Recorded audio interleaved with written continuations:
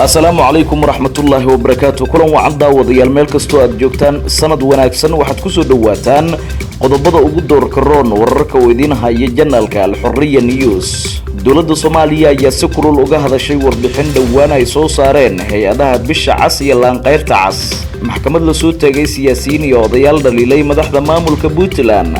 qarax lala eegtay ciidamo Itoobiyaan iyo faahfaahinno ka soo baxaya kulan degdeg ah oo la iskugu yeeray odayaasha dhaqanka Galmudug. Taliye xabsiga dhexe oo xilka laga qaaday iyo taliye cusub oo la magacaabay. Maamulka gobolka oo muddo kadib dhagax dhigay xarun degmo oo Al-Shabaab qarax ay ku burburiyeen. saraakiil ka socota Amisom oo tababar loogu soo gabagabeeyay Muqdisho. Qodobada iyo qodobo kale ayaad ku daawan doontaan wararka janaalka Al-Hurriya News. Haddii aad janaalka ku cusub tahay fadlan subscribe inoo saar gambaleelkana furo si aad u heshid wararka warbixinada wareysiyada 24 saac halkan aanu soo gelino. ismaqal iyo daawasho wanaagsan saaxiibayaal ku soo dhawaada qodobadii aad maqasheen oo intaasi ka faahfaahsan. Dowladda Soomaaliya ayaa si kulul uga hadashay warbixin dhawaan ay soo saareen hay'adaha bisha cas iyo laanqeyrta cas. warsaxaafadeed ka soo baxay dowladda federaalka Soomaaliya ayaa lagu yiri dowladda federaalka Soomaaliya waxay aad uga xuntahay warka ka soo yeeray hay'adaha bisha cas iyo laanqeyrta cas ee Soomaaliya oo weerarkii iyo xasuuqii 28 bishii aanu ka soo gudubnay ee December 2019 argagixisadu ku soo qaaday shacabka Soomaaliyeed ayna ku tilmaameen hay'adahaasi iska hor imaad laba dhinac u dhaxeeyay. warka ka soo baxay hay'adahan waxa uu meel ka dhac iyo xadgudub ku yahay guud ahaan dawladda iyo shacabka Soomaaliyeed ee argagixisadu weerartay gaar ahaan dadkii ku waxyeeloobay oo u badnaa arday, caruur iyo hooyooyin iyagoo aan waxba galabsan argagixisadu xasuuq u geysatay. hay'adaha ICRC iyo SRC iyo hay'adaha la midka ah waxaan u soo jeedinaynaa inay kala saaraan erayada dhiirigelinta oo ah argagixisada iyo ka hadalka dhibaatooyinka dhaca maxaa yeelay hadalka ka soo baxay labadaasi hay'adood waxa uu marin habaabin ku sameynaya muuqaalkii uu lahaa weerarkii argagixisadu ay ku qaadeen 28 bishii 12aad 2019 isgoyska Ex Control Afgooye ayaa lagu yiri warsaxaafadeedka ka soo baxay dowladda federaalka Soomaaliya. warsaxaafadeedka ayaa waxaa sidoo kale lagu yiri labada hay'adood ee aanu kor ku soo sheegnay iyo kuwa kale ee la midka ah ee ka howlgala Soomaaliya waxaan la socodsiinaynaa in dowladda iyo shacabka Soomaaliyeed ay dagaal kula jiraan argagixiso duulaan ku ah dalkooda dadkooda iyo diintooda sidaas daraadeedna ay xadgudub tahay argagixiso u taagan xasuuqa shacabka lala barbar dhigo dowladda federaalka Soomaaliya oo ficiladooda loo yeelo. ugu dambeyntii dowladda federaalka Soomaaliya waxa ay dhinaca kale soo dhaweynaysaa war murtiyeedkii ka soo baxay golaha ammaanka ee qaramada midoobay ee 30 bishii December 2019 kulan degdeg ah ka yeeshay weerarkii argagixisada Al-Shabaab ay ka geysteen magaalada Muqdisho kaasi oo lagu laayay dad shacab ah oo aan waxba galabsan ayaa lagu soo gabagabeeyay warsaxaafadeedka maanta ka soo baxay dowladda federaalka Soomaaliya. markana dhinaca iyo Puntland maxkamad ayaa la soo taagay siyaasiyiin iyo odayaal dhaliilay madaxda maamulka Puntland.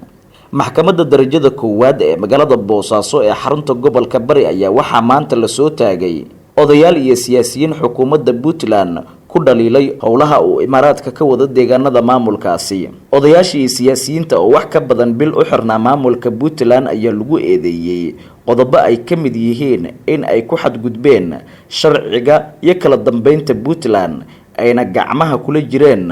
abaabul iyo kicin shacab. maxkamadda ayaa waxa ay dhageysatay garmaqalka xeer ilaalinta waxaana maxkamaddu ay mudeysay in maalinta axadda ah ee soo socota dib la iskugu soo laabto maxkamadeynta 40 ruux oo iskugu jira siyaasiyiin iyo odayaal ka soo jeeda deegaanada maamulkaasi. dadka maanta maxkamadda magaalada Boosaaso la soo taagay ayaa waxa ka mid ahaa siyaasiga Muuse Cali Jaamac oo hadda ka hor maxkamad la horgeeyay isla markaana ay sii deysay kadib markii la sheegay in cafis loo fidiyay. madaxweynaha Puntland Siciid Cabdullaahi Dani ayaa xilligii uu ahaa musharaxa madaxweynaha waxa uu sheegay in uu ka soo horjeedo in dadka fikirkooda lagu xiro. ha yeeshee dad badan ayaa isaga qudhiisa waxa ay ku eedeeyeen in dad badan uu u xirxiray fikirkooda isla markaana hadda ay ku jiraan xabsiyada maamulka Puntland. weli waxaad daawanaysaan wararka janalka Al-Xurriya News ismaqli daawasho wanaagsan ayaan idin leenahay meel kastoo aad joogtaan saaxiibayaal faahfaahinno dheeraad ayaa ka soo baxaya qarax lala eegtay ciidamo Itoobiyaan ah wararka laga helayo degmada Qansax Dheere ee gobolka Baay ayaa waxa ay sheegayaan in ciidamo ka tirsan kuwa Itoobiya qarax lagula eegtay gudaha degmadaasi kaasi oo sababay qasaare kala duwan qaraxa oo ah miinada nooca dhulka lagu aaso ayaa waxa uu ka dhacay afaafka hore ee saldhigga ciidamada Itoobiya iyo kuwa maamulka koonfur galbeed ay ku leeyihiin degmadaasi kadib markii mid ka mid ah gaadiidkii ciidamada Itoobiya qaraxaasi lala eegtay inta la xaqiijiyay qaraxaasi ayaa waxa ku geeriyooday laba askari oo ka kala tirsanaa ciidamada Itoobiya iyo kuwa koonfur galbeed sida ay sheegeen dad ku sugan degmada Qansax Dheere ee gobolka Baay al-shabaab oo qaraxaasi ka hadlay ayaa waxa ay sheegeen in qaraxaasi ay ku dileen laba askari balse aysan bixin faahfaahin intaasi ka badan ciidamada Itoobiya ee qaraxa lala eegtay ayaa waxa ay fureen rasaas fara badan taasi oo aan wax qasaare ah geysan waxaana la soo sheegayaa in hadda xaaladda degmada ay tahay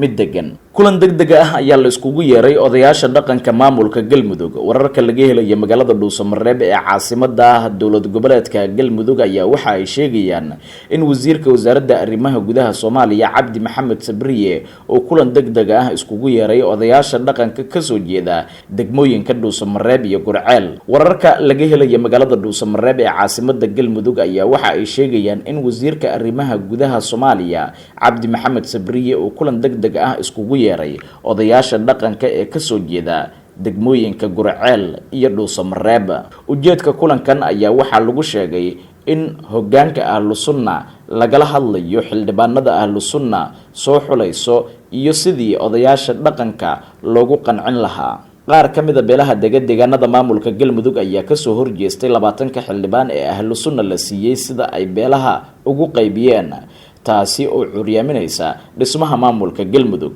soddonkii bishii la soo dhaafay ee December sanadii 2019 ayuu qorshuhu ahaa in lagu dhawaaqo xildhibaanada cusub ee Galmudug balse aan wali la xulin waxaana taasi ay dib u dhac ku keenaysaa xilligii ay dhici lahaayeen doorashooyinka gudoomiyaha baarlamaanka